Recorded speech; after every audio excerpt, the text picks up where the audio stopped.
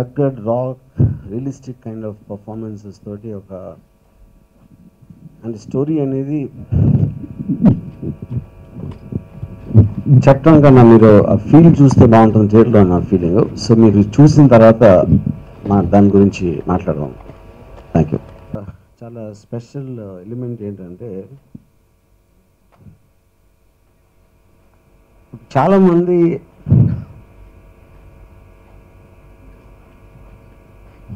నాకు కొంచెం పిచ్ ఉందా, పూర్తిగా పిచ్ ఉందా, లేకపోతే ఒక మాదిరిగా ఇంటెలిజెంట్ కానీ అప్పుడప్పుడు తప్పుదారి పడతాడు, లేకపోతే శివ తీసినోడు ఇలాంటి సినిమా ఎందుకు తీస్తాడు, అలా తీసినోడు ఇలా ఎందుకు తీస్తాడు అని రకరకాల అభిప్రాయాలు, రకరకాల అబ్జర్వేషన్స్ చేస్తూ ఉంటాను నా మీద. అది నాకు తెలుసు అంటే నాకు కూడా తెలియదు. సో పోయి నాకు క్లారిటీ ఉందా అంటే I'm not very sure about it. So అప్పుడు ఈ మధ్యన నేను లాస్ట్ ఒక 1 year, 1.5 years whatever టైం పీరియడ్లో హైలీ ఎక్స్పెరిమెంటల్ ఫిల్మ్స్ టెక్నికల్గా కానీ స్టోరీ వైజ్గా కానీ 5 రోజుల్లో తీద్దాం లేకపోతే 6 రోజుల్లో తీద్దాం అని ఒక ట్రిప్లోకి వెళ్ళాను. అది కరెక్టా కాదా అనేది మళ్ళీ దాని అవి వస్తాను.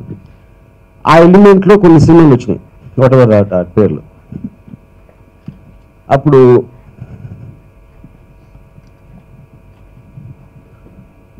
బుద్ధుడికి ఒక బోధి చెట్టు కింద జ్ఞానోదయం అన్నట్టు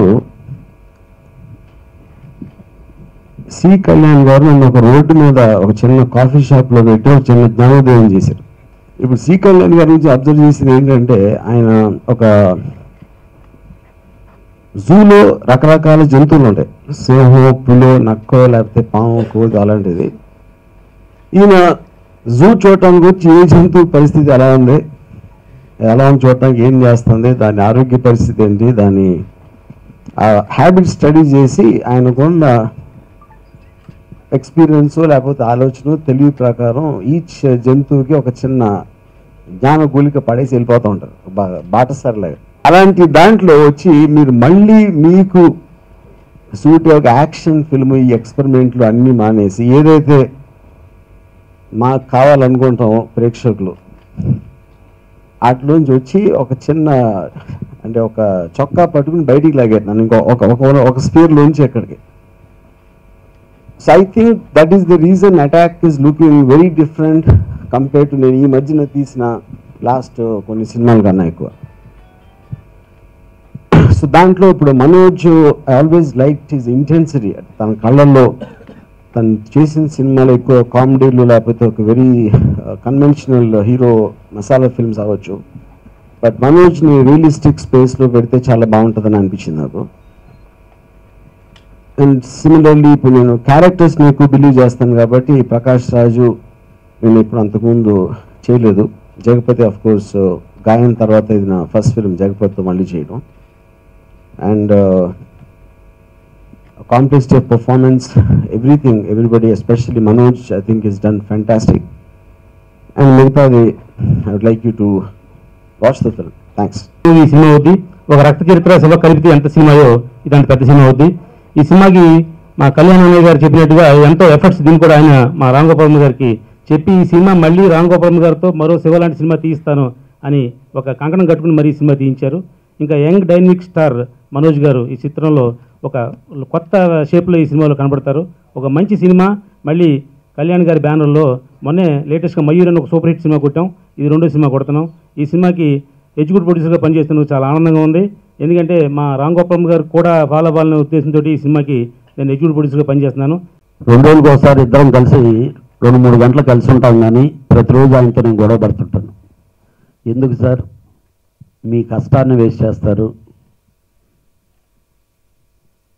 మిమ్మల్ని చూసి నేర్చుకొని ఈరోజు అందరూ మీ సౌండ్లు మీ షాట్లను చూసి వాళ్ళంతా పెద్ద పెద్ద డైరెక్టర్లని, మీరు ఇంత పెద్ద డైరెక్టర్ అయి ఉండి మీరేదో రెడ్ కెమెరాల వాళ్ళకో ప్రమోటర్ లాగా మీరు వాళ్ళ కెమెరాలన్నీ ప్రమోట్ చేస్తూ నెంబర్ ఆఫ్ షాట్స్ తీసి ఈ కెమెరాలతో ఇలా షాట్ తీయొచ్చేమో అని చెప్పి మీరు చూపించిన తర్వాత ఆ షాట్లు తీసుకొని వాళ్ళు దాన్ని కమర్షియల్ చేసుకుంటూ ఉన్నారు సార్. నేను ఎవ్రీడే ఫీల్ అవుతున్నాను. రక్త చరిత్ర అనే సినిమాలు నాకు 2 సినిమాలు బ్రహ్మాండమైన సినిమాలు ఇచ్చారు. నేను ఎవరు స్టార్స్ ఎవరు ఇది అనేది చెప్పలేదు. మీరు మళ్ళీ సినిమా తీస్తే ఈ సినిమాను గురించి మళ్ళీ ఇండస్ట్రీ అంతా మాట్లాడుకొని అగైన్ రామ్ గోపాల్ వర్మ గారు అగైన్ మళ్ళీ శివ కంటే మంచి సినిమా తీశారనేది అనుకోవాలి. లేకపోతే ఒక రక్త చరిత్ర మీ సినిమాల్లో యాక్షన్ అనే ఈ ఎమోషనల్ ఉండే సినిమాల్లో గాయం ఇలాగా ఆ సినిమాల గురించి మాట్లాడుకొని మళ్ళీ అలాగా తీశారని అది అనిపించాలంటే నువ్వు తీస్తావా అన్నారు. డెఫినెట్గా నేను చేస్తాను సార్. మీరు వారం రోజుల సినిమా 10 రోజుల సినిమా తీస్తే మాత్రం చేయను. మిమ్మల్ని ఎన్ని రోజుల్లో తీస్తారు సినిమా అని నేను అడగను. సినిమాలో క్యాస్టింగ్ ఉండాలి. ఎందుకంటే స్టార్స్ లేకుండా మీ ఇమేజ్ని డ్యామేజ్ చేశారు. మీ పేరుకని థియేటర్కి వస్తున్నారు సార్ జనాలు. ఈ రోజుకి మీ సినిమాకి ఓపెనింగ్ ఉందంటే అది రామ్ గోపాల్ వర్మ పేరుని చూసే ఆ ఓపెనింగ్ ఉంది. దానికి స్టార్ క్యాస్టింగ్ యాడ్ అయితే మీ సినిమా చాలా బాగుంటుందని చెప్పి నేను రిక్వెస్ట్ చేశాను.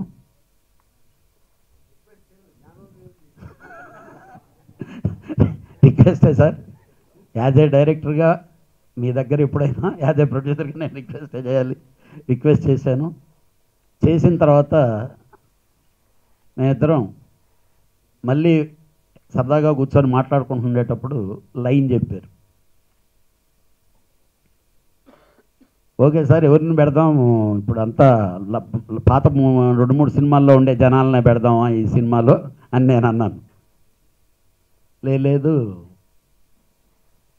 ఏం చేస్తే బెటర్గా ఉంటుంది అనే దాంట్లో ఈ క్యారెక్టర్కి ఇలా ఉంటే బాగుంటుంది, ఈ క్యారెక్టర్కి ఇలా ఉంటే బాగుంటుందని అనుకున్నప్పుడు హీరో క్యారెక్టర్కి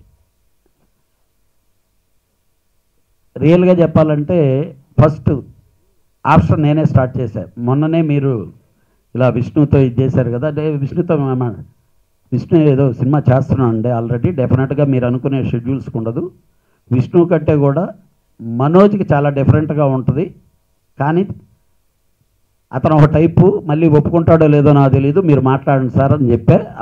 చిన్నప్పుడు ఉన్నప్పటి నుంచి రంగీలా మన శివ ఈ సినిమాలని చూసి హార్డ్ కోర్ ఫ్యాన్ అనమాట నేను నా ఫ్రెండ్స్ కానీ.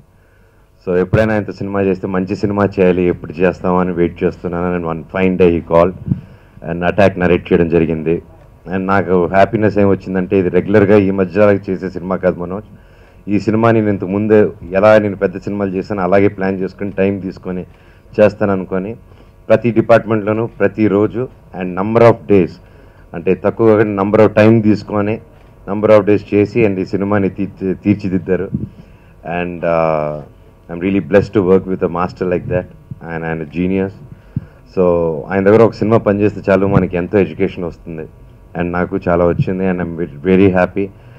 అండ్ సినిమా గురించి చెప్పాలంటే it's very intense film. And release తర్వాత మాట్లాడతాను ఇంకా సినిమా గురించి. That will be a nice. And C Kalyan గారికి ప్రతి ఒక్కరికి thank you so much. And Anji camera work కానీ ప్రతి ఒక్కరిది everybody like hard work assistant directors దగ్గర నుంచి ప్రతి ఒక్కరు కష్టపడి చేసిన సినిమా ఇది. And I hope you all like it and bless us. Thank you so much.